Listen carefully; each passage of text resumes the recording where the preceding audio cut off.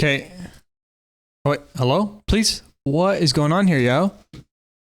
How do you scroll and you go from a regular YouTube video to shorts? How does that make any fucking sense? Okay, two things I fixed. One, when the enemy NPC wizard was looking up, if you were above him and you casted a spell, it would hit himself. Why?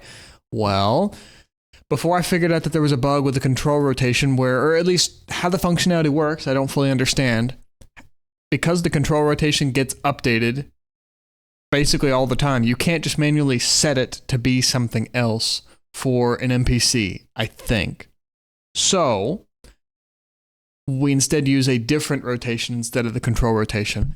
In the midst of trying to debug that and figure out why updating the control rotation wasn't working, I changed from, for some reason, starting at the wizard's character and then drawing forwards from his face to cast a spell. Instead, I started from the middle of his body just to see. Honestly, I don't remember why. I really don't remember. So now we're back to starting at the camera of the guy. So start spell cast trace from camera. That way, when the wizard looks forwards and he casts a spell at me, here's the wizard. He's casting a spell towards me. It starts not here, but here. The reason that's important is because if we start in the middle and he casts towards me, we draw a trace out, the spell spawns here and goes towards me. Okay, good. But what if I'm above him? If we start here and then we do a trace upwards towards me, if the length of, if the distance away from him to cast a spell is not far enough, it will cast the spell inside his own body upwards, because the wizard is this tall, but he's only this wide. So if we start here and move this much, okay, we're good. I can cast it this way and it's safe right here. But if we rotate this upwards, it spawns the spell inside his head and he hits himself when he looks up. Same thing with spawning with it going downwards. I'll need to find a fix for downwards because I'm not really sure. I feel like if you cast a fireball straight down, it should impact straight there. I'm not sure. I need to look at other games and see how it should feel. Like in Darkest Dungeon, what happens if you look straight down and cast a fireball? Does it just go through you? If the whole point is it should just ignore yourself, then okay, or at least ignore yourself for the first period of time or something. Okay, or shouldn't collide with you. All right, that's fine. It should just ignore the initial motion, not the explosion part. It should still damage you if you're within the explosion radius, but the initial hit shouldn't contact the player. Magic missiles work like this because they spawn in groups, and if they randomly, and if they happen to spawn close enough to each other, then they're going to explode each other, and they're going to maybe hit the player too. So I don't want that. So I fixed this. So now the wizard can look up and shoot at us. The other thing is there was a bug where the enemy wizard, when he cast a spell, he would try and cast a spell that was already on cooldown. So if he cast Fireball once, then he might cast Freeze, but then he'll try and cast Fireball again, maybe. He might, because it's random. Instead of knowing that Fireball is still on cooldown and not casting it. The reason? I didn't know that behavior tasks are not like functions, and when they execute, all of the objects are not reset back to their default values. So if I start this task exists and it stays in memory, and after it finishes executing, or it fails the finish executing, CastableSpells still has whatever values it did right here. Same thing for castable healing spells and castable attack spells, because we check to see all the spells we can cast, and then we add those. If we're going to heal, we add all the heal type spells, all the spells that we have that match the healing attribute. And I might just add a tag to each spell because that could be easier. But, that actually could be better. It could go either way. I think this might be worse, but yeah, it probably is. Yeah, probably. I think that's the strat. I can do that later. It's fine.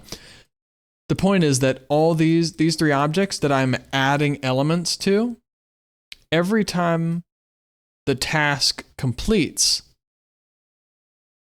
these stay having all the elements that were already added to them. So if we start with 4 spells in our inventory, okay, we have 4. and we add all of them because they're all castable because the game just started, haven't casted anything. But then this finishes and we go again, it's going to add those spells all again, or it's at least going to add all the castable spells. So what was happening is we would see 4 spells, but then he would cast one, and the next time he would cast a spell, it would add 3 spells because 3 are castable, and it would add those to the existing 4. And then if he cast it again, maybe he can only cast 2, so it adds 2, so we get 9. But then another spell comes back, and if he casts another, then there are still 2 on cooldown, and then we get 11, and then we get 12, and then it just keeps adding 2 from then on. Or if you had 18 spells, and he casted 2, and then he cast another, 1 would have come back on cooldown, and so you would continually add 16 over and over, and this array would continually get bigger and bigger and bigger. So, and if the wizard lasted forever, I mean, you could eventually run out of memory because you just keep on adding elements to this array forever. It would probably take forever, but eventually you'd run out of memory unless there's some sort of cleaning procedure, but I don't think it would catch it. So what do? Before, I could do 2 things. I could check the length and verify if these are 0, we don't need to clear them. Or I'll just clear them the one time in the beginning, even though they don't need to be cleared. Okay, it's just one time.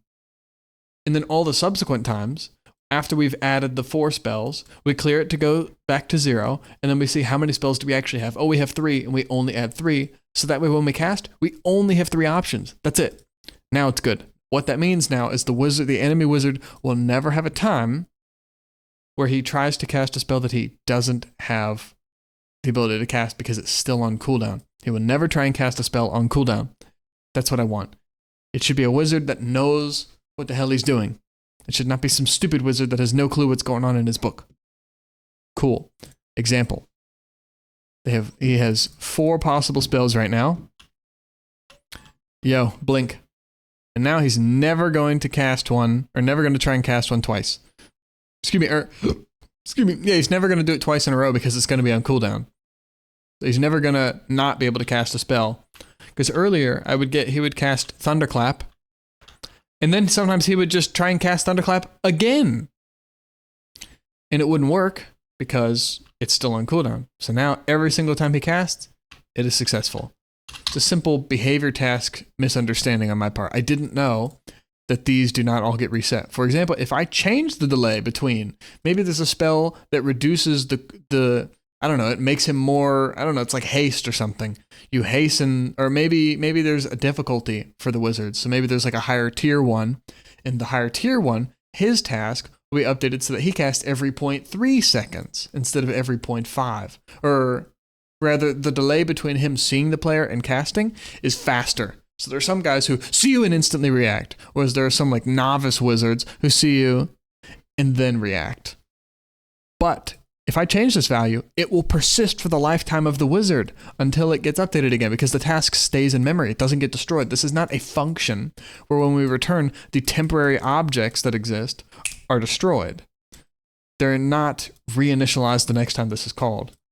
It's not calling it. It's like, I guess you could think of these all as being just static variables that persist but beyond the lifetime of this function. That's it. Okay, bye.